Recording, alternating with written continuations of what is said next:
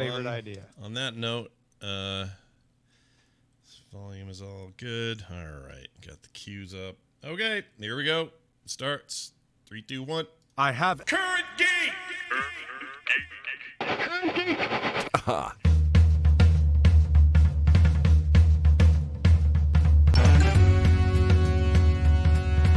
Hello, everyone. Welcome back to Current Geek. This is the autopilot edition of the show, a chance for us to watch a pilot episode of a TV show and geek out about it. I'm Scott Johnson. He's Tom Merritt. This week we are talking about Cheers. Man. Okay, so I know this has happened to you a few times when we've done an autopilot. Yeah. But I have got sucked into the Cheers watching. Are you surprised by this? Like, did it? I've watched 12 episodes of this show. Oh my gosh! All right, so you're halfway through the first season now, and that's impressive. Yeah, I do this a lot, but I didn't do it this. Well, I shouldn't say that. Cheers is kind of permanently on in this house. It feels like my kids love it. Okay. Kim loves it, so it's always kind of on. Low-level background Cheers just going on at all times. Yeah, a little bit of Frasier here and there because we led from our last viewing of Cheers led to a Frasier rewatch. So I think that's going on right now. But yeah, like I don't blame you. It's a good show. It's still good, right? I'm shocked how well it held up for me. I don't know if it's just because of my age or what, but I don't think I had seen an episode in a long time. So that's probably part of it, right? I'm not, it's not like, oh yeah, Friends I've seen recently, whatever. But Cheers, I'm like, man, I haven't seen this in a long time. Also, 1982. It was a year that I remember as being like enjoying culture. Like some of my favorite albums came out, television shows, etc. And I was way into Cheers from the beginning. From the first Thursday airing on NBC. I thought it was great. I remember being worried it was going to get canceled because it had horrible ratings its first season. And I remember being in college, like I was 12 years old when it premiered. When did it premiere exactly? September 30th, 1982, October 14th in Alaska for some reason. I remember that by the time I was in college, I guess I was just out of college when Cheers had its final episode, and realizing that I'd caught episodes here and there over the years, but I kind of got out of the habit of watching it all the time, and sitting down to watch that final episode and see Sam turn out the lights. It was emotional. Like, this show meant a lot to me when it was on the air. So maybe some of that's colored by that sentimentality, but I haven't thought about it a lot. I haven't really had it in my mind. I don't own a box set of it. I hadn't sought it out to watch. So maybe it just kind of hit me a ton of bricks because of that. But it feels like it's not trying to make jokes that are 1982 specific. Because you have Diane, who's a feminist character, some of the 80s humor that could feel pretty out of place and dated gets challenged within the context of the show. So that makes it feel kind of more modern sometimes. And it's just, I don't know. It's such a lovely way to spend 25 minutes. Maybe that's part of it too, is it's only 25 minutes. I couldn't agree more. I don't know what it is either, and I also don't think it's just pure nostalgia or pure sentimentality, because what usually will happen when you have that feeling is you'll get back to it and you'll be reminded that it's very dated, or it will not hold up, as we're all fond of saying. Does it hold up or not? I think that happens with a lot of things. It doesn't happen here, and I have a theory about that. I think that Cheers persists and is still great for one key and chief reason. It focuses on characters and their development, and not on tropes of the day. For example, I don't think a show like Big Bang Theory will have this lasting power in 30 years. Right, because it's so focused on the cultural memes of our time. Correct. Right? And I think that's it's not necessarily a mistake. It's fine to do that with your show, but if you're talking about longevity or things that still resonate with people, I think the reason that does is the same reason. I have a daughter who loves the Dick Van Dyke Show from the 60s. She's 22. She's nowhere near the generation that would have most entertained. But because that show's about character and not so much about stuff of their time, and you can't help but have some stuff of the time. That's always going to be true. Even the look of it. Every time they name a Red Sox player in Cheers, I'm suddenly right. like, whoa, Yastrzemski was still playing when the show was on the air. Okay, crazy. Yeah. Right. Like that kind of stuff, notwithstanding, it is all about Sam and Diane and later Woody and now Coach and Norm and Cliff and everybody as they started to become these characters and they developed them over time. That's why I think that show lasted so long. And I also think it's why it never really felt like it jumped the shark. I think a lot of shows lose their luster, lose their ability to continue to hold me. I would actually throw out Frasier as an example of this. Frasier was great until the final couple of seasons when they let one of its core things fall apart, which was this tension between Niles and Daphne. They decided to have them get together. And I think that was a huge mistake. Right. And you could say, well didn't Cheers do that? But Cheers did it so deftly with these relationships that it never felt like they were jumping sharks or retreading old jokes. It always felt fresh, and that's hard to do. Yeah, there's something complex about this simple premise, right? And that's sunk into me. I've watched 12 episodes of it now, and so some of this is not coming from the pilot. I apologize for violating the spirit of autopilot, but I have to say that I remember, and the culture remembers, the Sam and Diane will they won't they much more as being much more important and centered than it actually is. Yeah. It's very clear in this first season that Sam and Diane, Sam kind of, he's a ladies' man, right? So he will sort of pursue anyone that moves within a certain set of parameters. But he's also not serious about liking Diane.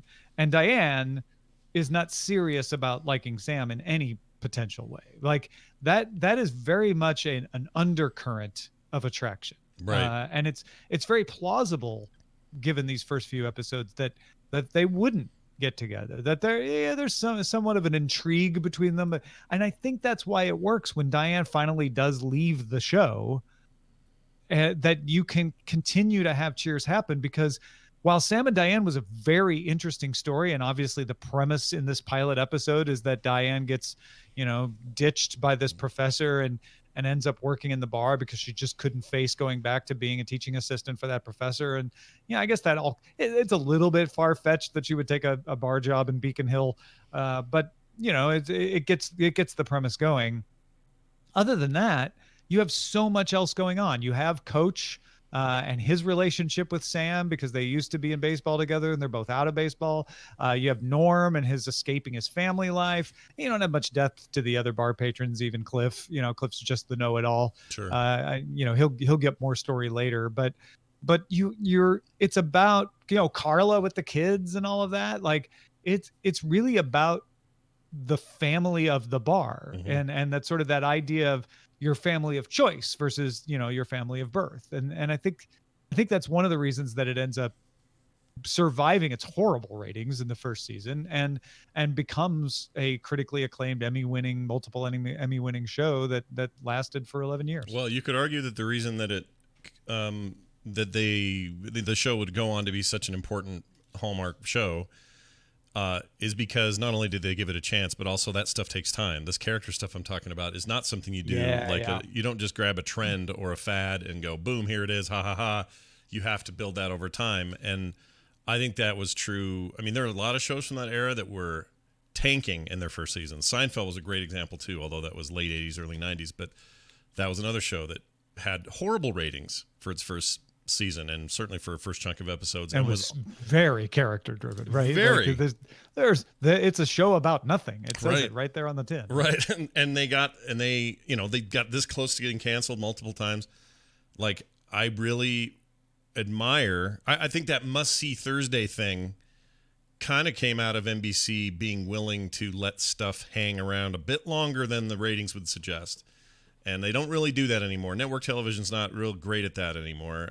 It's a different world now, and who could even speculate what Cheers is like in 2019? But it's interesting because Netflix and Prime Video and Hulu are better at that sort of thing now. Right. They're the conventional wisdom these days is that Netflix will give anything 2 seasons, and if it's doing halfway decent, 3. But after that, it has to prove itself or it's done. The other thing I like about it is that the bar itself, I like when a show can do this. The bar itself, to me, is a character. Yeah. It is so recognizable for what it is. The tone of it, the color of it, the stuff hanging everywhere, the way that thing's just arranged is so burned into my head as this place that really matters, and that's why I think the final episode was so gut wrenching at the time. I remember being really affected by it because it was down again, back again to this thing that started the show. The original pilot is just Sam in this empty bar, and now it's Sam leaving that same empty bar and leaving it for good, and the lights going out on what is arguably the most important character there, which is this structure and place that brings all these characters together. And I still get just a little tiny bit weepy about it. Like, to me, that's the sign of a successfully a successful core to what your project is. If you want to make a show that people care about, the core needs to be grounded and anchored in something important. And that bar felt important, not just for the humor, but for some of the drama, but for all of those characters to kind of have this thing that they could sort of, come to and be at and be among friends and all of those things. It's really good. Like, it's really good. And like I say, I don't think there are very few modern TV show examples I can think of that will have that kind of longevity or that kind of, hey, it holds up in 30 years effect. Man, you're so right about the bar too. I mean, consider the fact that, yeah, we've got a MASH tent in the Smithsonian, right? Our Archie Bunker's chair is in a museum. I think it's also the Smithsonian. The Cheers exterior was of the Bull and Finch in Beacon Hill in Boston. Because of Cheers, the Bull and Finch changed its name to Cheers Boston or Cheers Beacon Hill. I didn't know that. The interior of the Bull and Finch never looked like the interior very much anyway, that was used on the set of Cheers, but the exterior shots were all real. It's kind of an event, like a private event club upstairs. So there was never a Melville's Fine Seafood, and there still isn't. But I think it's the Hampshire House or something like that is the place where you can have a wedding reception or whatever above where Cheers Boston. Like it ended up changing its name to Cheers Boston and opened a second location in another part of Boston that is a replica of the inside of Cheers from the television show. Yeah. Like, that bar was such a character that it changed the original bar it was based off of into itself and replicated a version that looked more like itself. Yeah, it's so cool. And also, this is a little known fact and brings back Frasier again, but people always ask, well, why didn't Frasier ever go back to visit the bar? Why was that never a story? They had a lot of people from Cheers show up in episodes in Frasier, but they would come to Seattle. Everyone but Rebecca. Everybody but Rebecca, you're right. Well, I'd Coach, obviously. But yeah, because he passed away. But yeah, they had everybody come at some point or another that could or would, and he would never go back. And I found out, I don't know if this is the reason why they would never want to rebuild it, but the set they use for the coffee shop, and it wraps around to his apartment, and pretty much all the notable places that you go to in Frasier's world is the same set. Not the same set, but the same space. So all that stuff, all that Cheers stuff was taken out, and they built the Frasier sets and then did that for 10 years. And something about that, now every time I watch a Frasier episode, I think about it. I think about that bar was there. Like, that corner likely was the corner where they'd head off into the pool room / bathroom hall thing. That over there is probably where it led upstairs to Melville's. Or like, I had all of these, I have all of this visual in my head. So when I watched Frasier now, that's all I can think about. But apparently all his stuff sat on that same, I would argue, historic spot that they filmed all of Cheers on, which is really cool. So James Burrows, who produced the show and directed this episode, we know that guy from a million successful things. He did Taxi before this. He would go on to be a producer on Frasier. He was a producer on Will and Grace, directed a bunch of those episodes as well. Like, that guy was all over TV for a long, long, long time. Friends, Dharma and Greg, Caroline in the City. Like, think of an 80s, 90s comic or a sitcom, and your buddy James Burrows was driving that car. He was a huge director. He was and he met the guys, what's their names? Glenn and Les Charles, Glenn and Les working Charles. on Taxi. Right.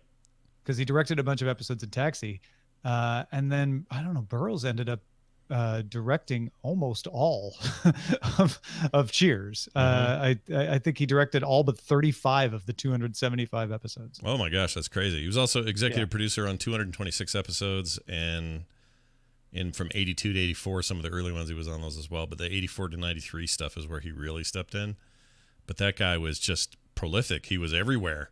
And you started to see him in all these other shows that came out of that. I don't know what he's up to now. I think I've seen his name on The Simpsons a few times. Want to say there was some other stuff in between there that I really like. But one of the most storied careers, if you go look at that guy's IMDb page, it's insane. Insane how much work that guy did. Just crazy. And this was early in his career. This would have been like, I don't know, what was this? Well, you said 82 to, 93? Was that the total 82 run? 82 to 93, yeah. Yeah, and he was heavily involved in that. He also did do you remember the Tortellis that lasted like a hot minute? Yeah, I think so. It's interesting. That reminds me, John Ratzenberger. Yeah. I'm going to be a Cliff Clavin about Cliff Clavin right now. Go for it. First of all, wasn't a character in Cheers. In fact, Norm wasn't a character in Cheers originally, but they by the time they were doing auditions, they had created a barfly character. That was Norm. John Ratzenberger auditioned for Norm, but didn't get the part. They gave it to George Wendt. And Ratzenberg pitched the idea that they should have a know-it-all barfly, because every bar has the one person who just spouts off trivia. And so the Burroughs were like, yeah, all right, let's do that. I guess the Charles. The brothers, Charles. They have weird names. It's hard to keep. There's only one Burroughs. There's two Charles. The brothers said, yeah, let's do that. At first, they were going to make him a security guard because it was kind of loosely based on an actual character who was a policeman. And then they decided that a postman just felt like somebody people could identify with more. And so that's how Cliff became a postal carrier. He was not a regular. He's credited in the post credits, with special guest John Ratzenberger for the first season. He's in all but one of the episodes of Cheers, though. Like a hell of a thing to pitch a character after not getting an audition, have that character become Cliff Clavin, and Ratzenberger ended up. I don't know if he set a record or tied a record for playing a character, like the same character in the most franchises, because he shows up in the Tortellis and in Frasier and in Wings and in St. Elsewhere. Oh, I didn't know that. Cliff Clavin is in St. Elsewhere? I believe I'm looking for my citation on that. I know there's a St. Elsewhere crossover, and I think that's amazing if that's true. I loved St. Elsewhere too, but I didn't know they occupy the same universe. That's insane. Holy crap. All right, yeah, I didn't know about all those records. Here's the thing, like that's a crazy story. I didn't know any about that stuff about him, but Cliff I'm double checking the St. Elsewhere part of that right now, because he played Cliff Clavin in the Earth Day special. Okay. He played Cliff Clavin in Mickey's 60th birthday, Walt Disney's Wonderful World of Color, the Tortellis, and he played Cliff Clavin in St. Elsewhere in the episode called Cheers. That's amazing. All right, now I gotta go find that. But I would argue that he is one of the greatest sitcom side characters in the history of sitcoms. It's really funny. He's very funny, and he sets up so much funny stuff. There's a whole episode that's way down the line, but there's an episode where he wears a dog shock collar for the whole episode because nobody wants him to spout off facts anymore. And the only way to get him to stop going, well, like that whole thing, that well actually thing, the way they stop him Sammy. They put a dog collar on him and then just keep zapping him every time he says something. It's very funny. But he is one of the greatest, and I don't know that we'd have him as that bit part he always is in those Pixar movies if it wasn't for the success of Cheers. Like way to go, John Ratzenberger. Like that's a huge thing for him, and that's awesome. But that's interesting about what you said about side characters in the beginning. He would have been considered sort of a not main player for a while, and then eventually made it in the credits and all of that. But he was in all but one episode. he And was in in all of fact, them. Yeah. when Coach died, when Nick Colasanto died, he was the one member of the cast that was allowed to go to the funeral because they were shooting, and they didn't. Oh. They were like, we can't spare everybody going out there, so they nominated John Ratzenberger to go out to the funeral and represent the cast. Is that why he wasn't on some episode? I don't know. I was trying to track down which episode he wasn't in and try to triangulate that and see, but I never did figure that out. Coach dying though, which they wrote into the story when Nicola Santo died, they just wrote in that Coach died. Mm-hmm. Devastated me. I mean, more than Diane leaving, Mm-hmm. Coach was my favorite on that show. Oh, He yeah. still is. Still like is watching mine these, too. Yeah, he's great. I have entertained forever. I want him to just be my friend, and so when he was gone, I was like, I don't know if they can replace Coach, and they replaced him with Woody Harrelson, who at first I was like, well, that sounds like they're just trying to make a young Coach, but Woody Harrelson, as we all know now, is so good that it only took me a few episodes to warm up, and Woody became a favorite of mine as well. It totally worked. Like it's a miracle that it worked, but it worked. Yeah. It shouldn't have worked. According to the story, the character was named Woody Boyd before they started auditions. And then they cast Woody Harrelson. I love that. It was just coincidence. Yeah, it's a small miracle that worked at all. But what I liked about the Coach character was this show I think, deftly skirted this idea that they were having fun at the expense of somebody who is perhaps in declining mental capacity. Okay, he's old, doesn't know a lot of stuff, and they didn't. How do I put this? They got that part right. Like they didn't lay on it like it was some horrible thing or that it was a problem, or make fun of somebody that might be in the throes of some sort of dementia and or memory loss or whatever. Instead, you were just kind of always felt like this cuddly old guy is just kind of dense and always has been, and it's lovable and you can't do nothing but love him. Like I never felt like there was anything mean thrown his direction, and that's hard to do. I like how they wrote that. Yeah, well, I think Coach is based on Yogi Berra, right? Mm-hmm. Yogi Berra famously has all those sayings, it's never over till it's over, and nobody goes there, it's too crowded, and right. All those kinds of sayings. And I think because you get the idea that Coach has always been that way, right? Mm-hmm. Maybe it's gotten a little worse as he's getting older, but that's just like Sam never looks at him pitifully like, Coach, you're getting old. Sam just nods his head like, yeah, that's Coach. That's that's how he has always been, right? Yeah. I liked how they handled that. In one of those early episodes, I don't think it's in the pilot. It's later. He talks about how he specialized in getting hit by pitches. And that maybe is always a little dense. I like that. That's pretty good. He makes Diane throw a ball at him. Yeah. And she's like, well, there's no way I'm going to hit him. And then she hits him and she's freaked out. Yeah.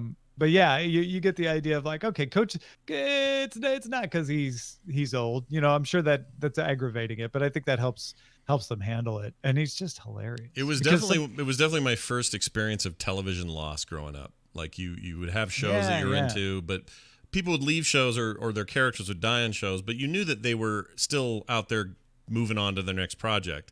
Like Diane, you didn't, right. It was sad for a different kind of reason. But when you heard that the actor died and you knew they were going to write him out of the show as a death, there was something really striking about that. And I really had a hard time with it. Like it was not, I remember being at school and just thinking about Coach. I feel like it was right up there. It's in my head anyway, with Mr. Hooper dying.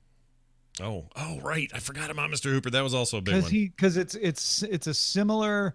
Mr. Hooper was much smarter man than Coach's character, right. But similar age, similar belovedness, and both of them actually, the actors died, and then they just dealt with that directly. Much of a different impact when you're dealing on a children's show like Sesame Street, but yeah, I think Mr. Hooper dying in some ways prepared me for Coach dying. That's interesting. And he died in 82, so it would have been right on time for all of that. In my head, I have those separated by a huge bunch of time, but obviously it was all roughly the same time. Time's longer when you're young, right? I do remember my parents freaking me out, telling me when Hooper died, they told me that he had been on Sesame Street for almost as long as I'd been alive. I said, "What do you mean?" They said his birthday, his first appearance day on Sesame Street was the year you were born. It was about 6 months after you were born. I think October, November, or something like that. He showed up on the show for the first time, and so he's been there as long as you've been watching it, is what they used to tell me. And I remember that was kind of a big deal. But anyway, yeah, Coach. Like, how do you replace that guy? And they figured it out. I don't know how they did it. I still, to this day, think it's one of the greatest achievements in television history. And you can say, oh, Woody Harrelson's that good. Okay, great. But there's more to it than that. It's how they wrote it. Yeah, they didn't know that at the time. Yeah. I mean, that certainly helped, but yeah. That should have been bad. That should have made us all go, well, how is this show going to go on, or can I ever like it as much? And you could argue that was the moment the show proved itself. It's like it could do this. Well, the thing they did wrong, or should have done wrong, was making Woody kind of dim, like Coach. Like, that shouldn't have worked. Right. That should have made us all... just like, oh, come on, it's just not as good, right? Yeah. But maybe it is attributing in part to Woody Harrelson, but I think it's also attributed to the Charles writers. They made it different. You know, they were able to have the same jokes in a different way, and I think it was smart to cast him as a young man versus an old man. If you'd cast another dim old man, it would have looked bad for sure. Did you ever watch that Tortelli spinoff? Did you ever catch that? Yeah, I did back when it was on, because I was such a huge fan of Cheers. I remember almost nothing about it, though. Yeah, so the story was Carla's husband, Nick Tortelli, who was played by I can't never remember the actor's name, but you know him from a million things. He's great. I forgot his name. But anyway, he and his blonde sort of Barbie wife started their own, or had their own little spinoff, and it was going to be about them and their lives. And it was, I thought, freaking funny. Like, I thought it was really funny. It just could not claw itself a space in the ratings, and it just never worked out.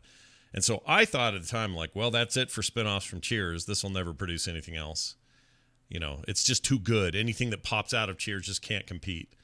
And then along came Frasier. Dan Hedaya, that's the guy. Yeah. He's great. He's in some... I think one of the reasons it didn't work is Nick Tortelli, to me, as a Cheers fan, was only important in relation to Carla. And when Carla wasn't on the Tortellis, except as an occasional guest star, I'm like, man, I don't really care about this family. Yeah. I'm sorry. I think that's it. But then Frasier breaks that mold, doesn't it? Because you could argue that they're going to do a spinoff about the psychiatrist that dated Diane for a while. I thought that at the time. I'm like, there's going to be another Tortellis, but Frasier was a stronger character than Nick Tortelli. Yeah, I agree.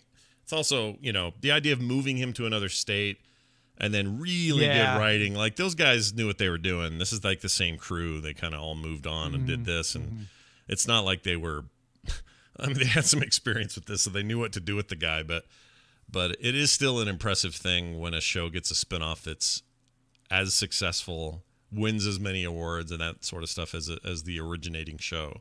Just rarely happens otherwise. Can't think of one, actually. I want to talk a little bit about Jefferson's. Thursday. That's a good one. You mentioned the must-see Thursday thing. I went and looked up the TV schedules. Yeah.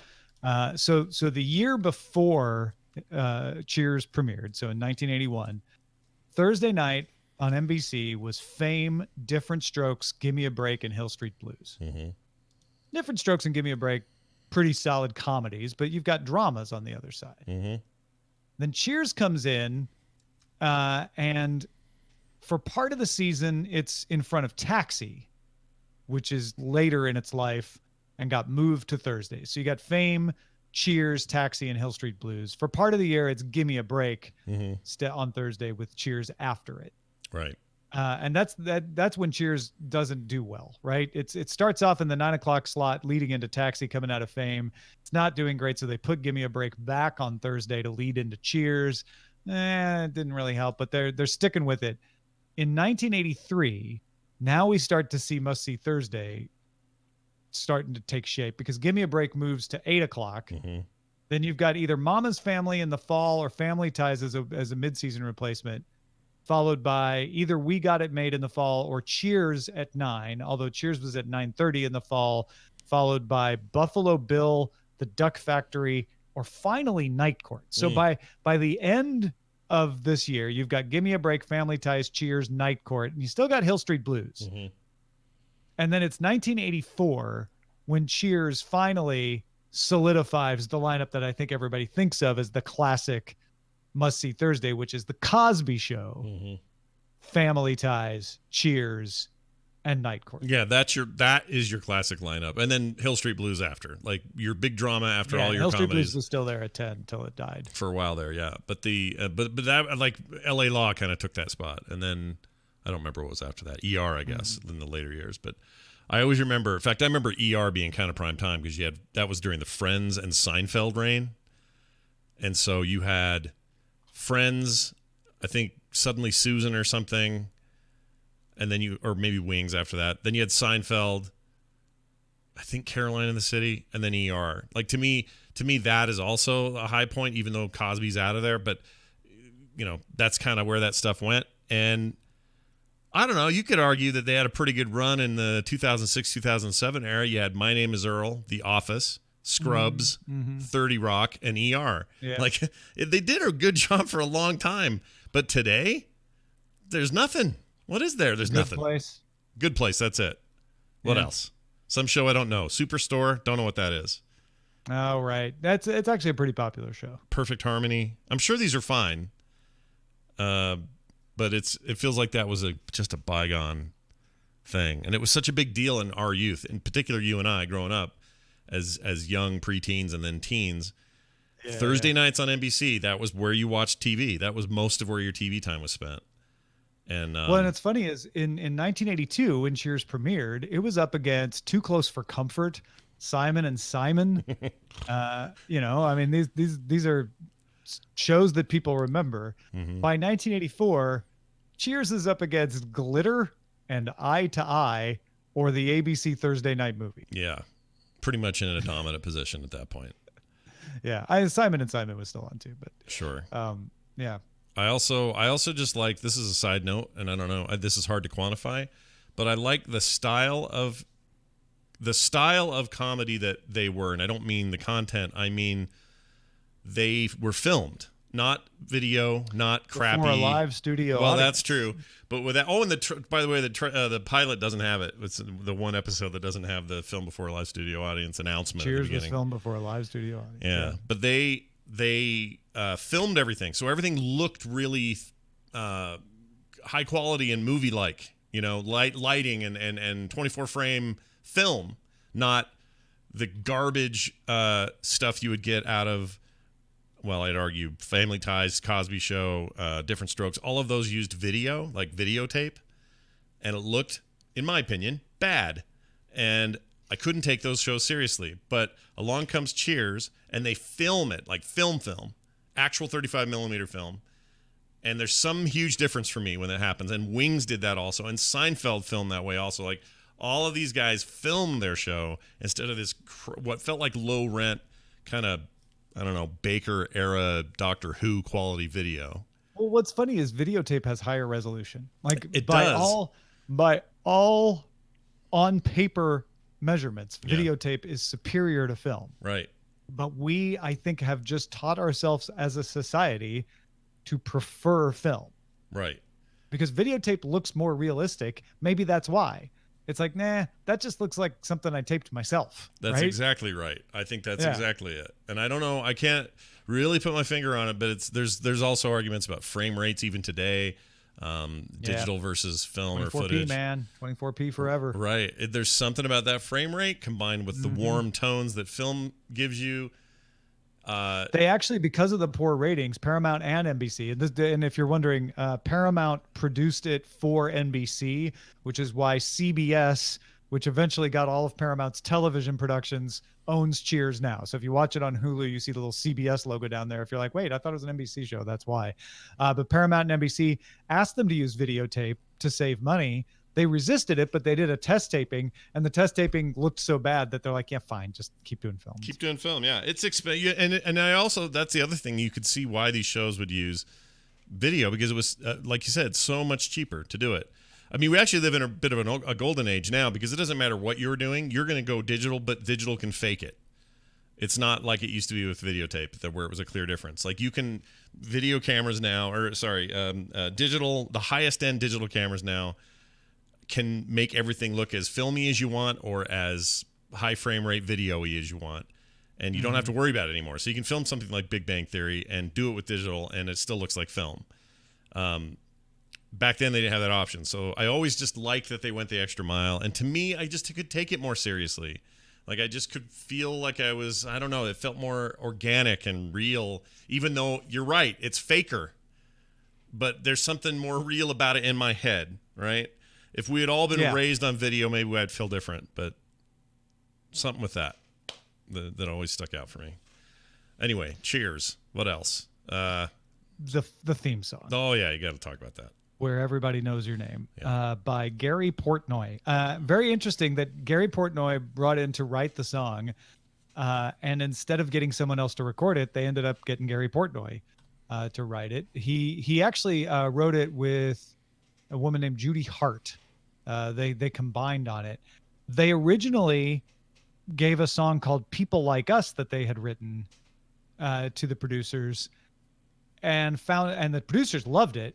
But it was written originally for a musical named Preppies, and even though Preppies wasn't a big hit, Preppies owned the rights to it, and they're like, well, we don't want to try to buy out the rights to it. Give us something else. So if you go on Apple Music, you can look for Gary Portnoy's original Cheers theme EP, and it's got 5 versions. There's the People Like Us demo, if you want to hear what that sounded like. Well, that almost became the theme, but then they didn't want to worry about getting the rights. So then he wrote a version of People Like Us called My Kind of People. They were like, nah, it's not as good as the real thing. He wrote one called Another Day, which talked about like sometimes taking the long way home is better. And they're like, we kind of like that sentiment. But the third one, of course, was Where Everybody Knows Your Name. And that's the one they ended up saying, we like that. But he had to rewrite the beginning. So if you go to Apple Music and look it up, there's the Cheers theme original demo, which has the original opening lines. And then he has a full-length recording of the one you've come to know from the show, which starts out, making the way in the world today takes everything you got. That wasn't the original lyrics, though. I did not know that. So yeah. If I search for... I don't know if I can play it because we're streaming on Twitch and I don't want to get Scott in trouble, but the original lyrics were singing the blues when the Red Sox lose. It's a crisis in your life. On the run because all your girlfriends want to be your life, and the laundry tickets in the wash. Oh my gosh. Wouldn't you like to get away? Sometimes you want to go. And it goes in the one you'll not. That's really weird. Oh my gosh, there's a whole short album of this. So they got People Like Us. Yep. It's an EP on Apple Music. Then they got My Kind of People, which was another one. The first attempt to make a royalty-free version. Then something called Another Day. That's the one with the like taking the long way home sometimes is the best, which they like the sentiment of. They just didn't think the song was quite right. Yeah. And then they did Cheers theme, Gary Portnoy's original demo. So that's the demo you're talking about. That's the one that starts out singing the blues when the Red Sox lose. Oh, I got to play this. In your life. I don't care if I get in trouble. Let's see what happens. And they thought it was too specific. They're like, that won't appeal to a mass audience. So they asked him to change it. But are you going to play it? Yeah, I'm going to play this bit. Right. It's a crisis in your life. What? On the run because all your girlfriends want to be your wife. It's weird to hear it that way. Yeah. Weird. Okay, but now that's the original. Yeah, let me hear this People Like Us bit.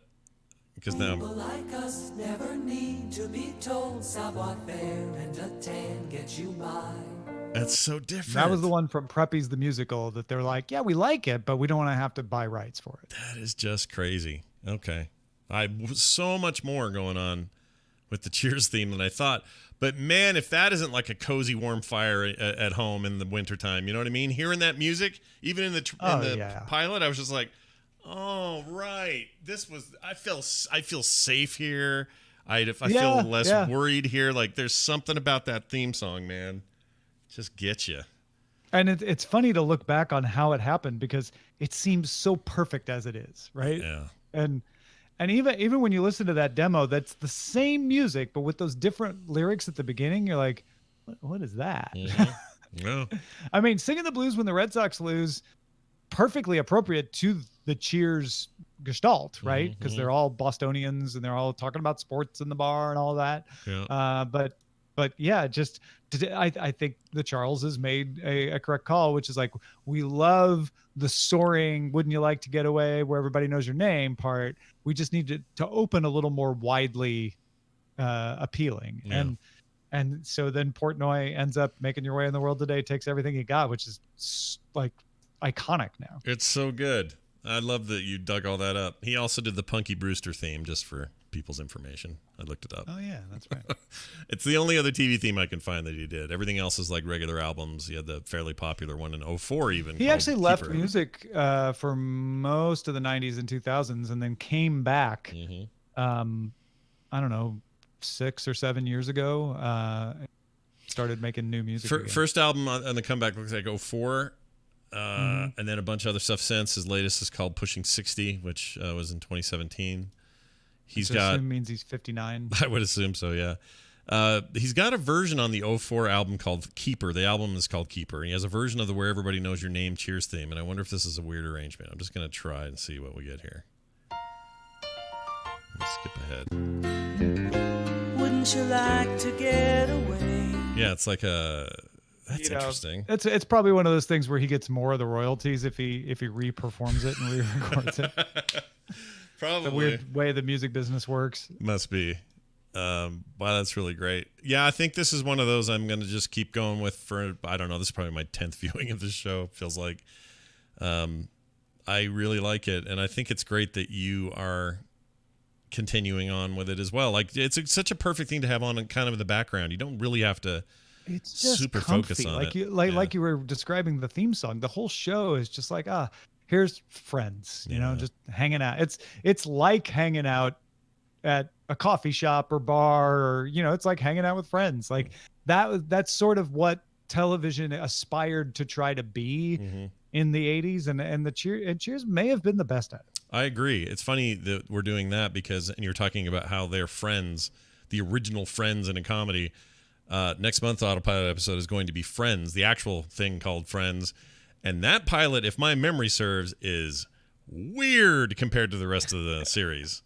Yeah, I think that's a great point, because this pilot episode of Cheers, even though Diane isn't working at the bar yet, in all other ways feels like everything is fully formed. Yep. There's wow, they hadn't really figured out Coach's role yet, or like, oh, Sam, he's not quite Sam. You know, a lot of times in pilots you get that. In this pilot, everything felt note perfect, right down to Norm and Cliff. Like even Cliff isn't even officially a part of the show yet, and everything is like perfect. Everything is there right from the beginning. Very consistent. You don't have to jump to episode 2 and go, oh, they changed the theme. Sam's hair is different. The bar got rearranged. Like, none of that stuff happens. It's as if we popped in, we saw what's going on in the bar, and it just took us through for the next 10 years or whatever. And it's just an awesome thing. And also, you know what? I normally hate comedies that try to tackle serious moments. I really do hate that. Cheers always gets a pass on that, though, from me. They do it right. Because it it good. handles it so carefully, Right. right? Like right from the beginning, you've got a recovering alcoholic running the bar. Right. And they do what you should do, which is like, yeah, that's won't be a problem if, you know, but then there's an episode not that far down the road where Sam has a lucky bottle cap that he lends to a Red Sox pitcher to get him good luck, and he can't get it back because the Red Sox pitcher lost it. And it turns out that the bottle cap was the bottle cap of the last drink he ever took. Right. And it's been the thing he's been holding, and it works so well. And you're like, man, this isn't funny. No, but it works. They make it work. Yeah. I don't know how they do that. I can't stand that in most comedies. Just hate it. But in here it works. Like anytime somebody says on a very special Blossom or something, I'm like, nope, we're done. I'm out.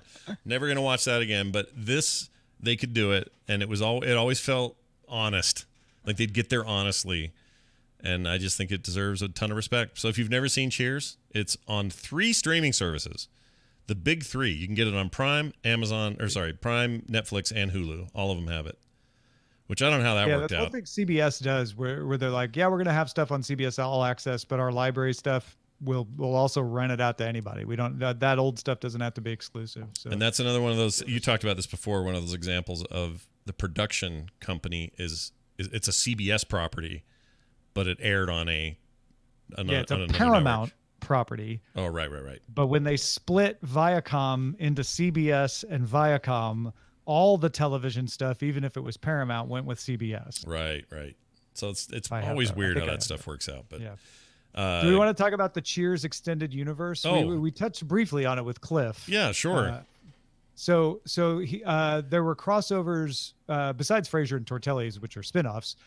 Wings, St. Elsewhere, almost a lot of the cast shows up on The Simpsons as themselves. Yeah.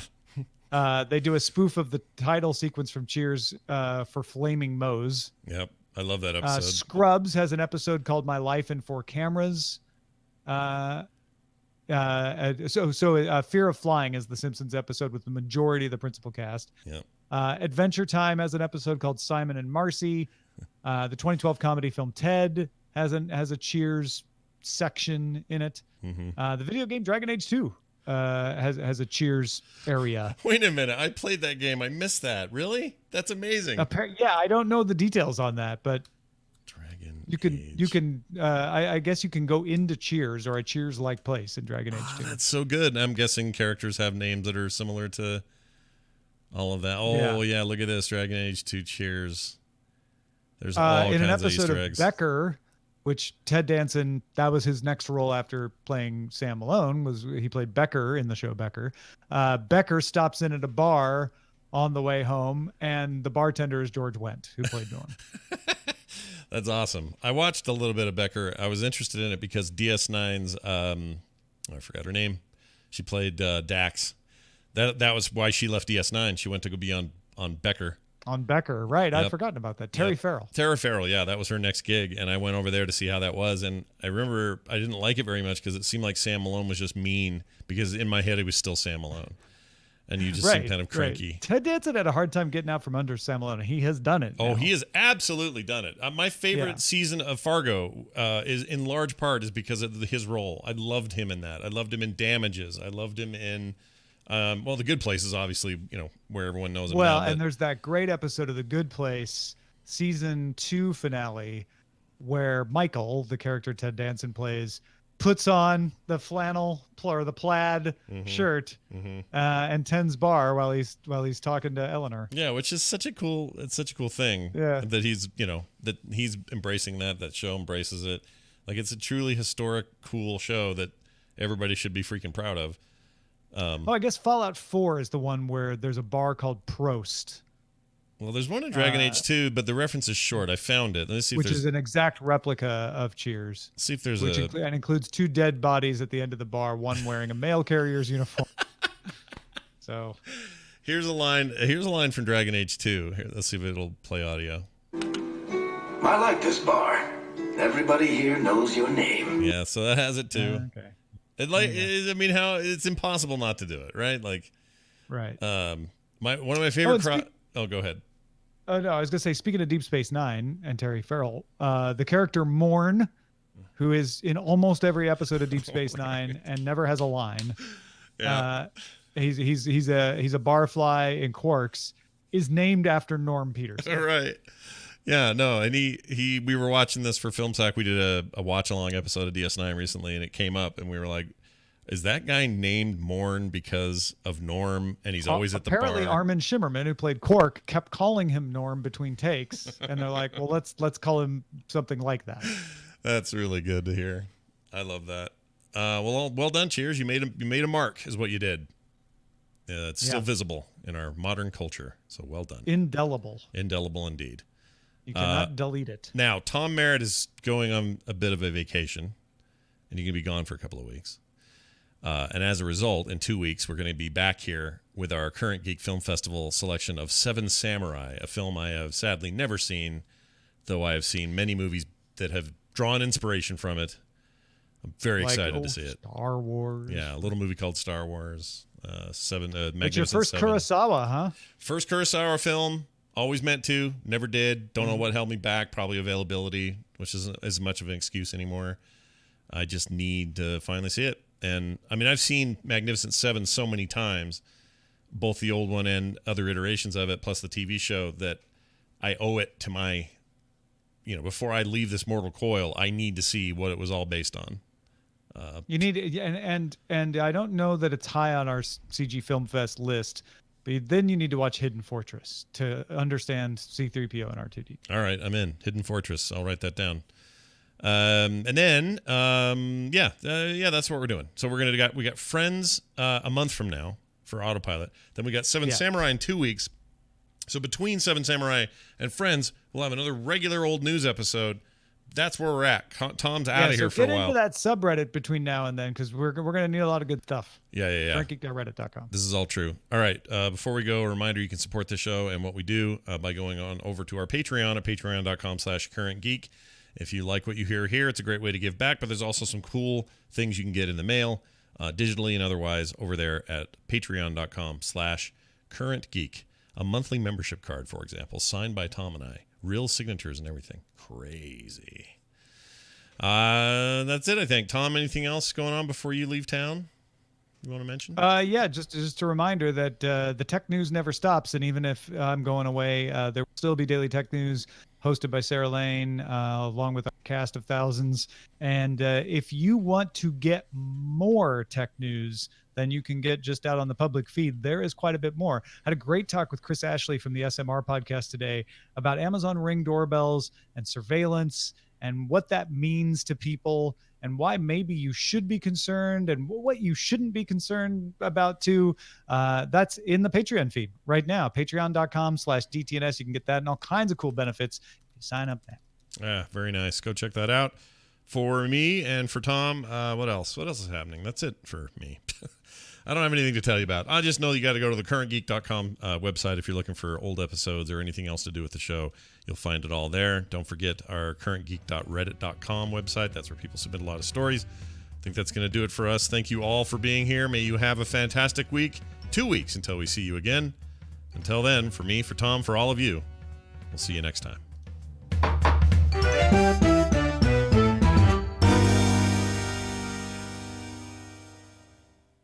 We did it. We made this. We made a thing. We made this.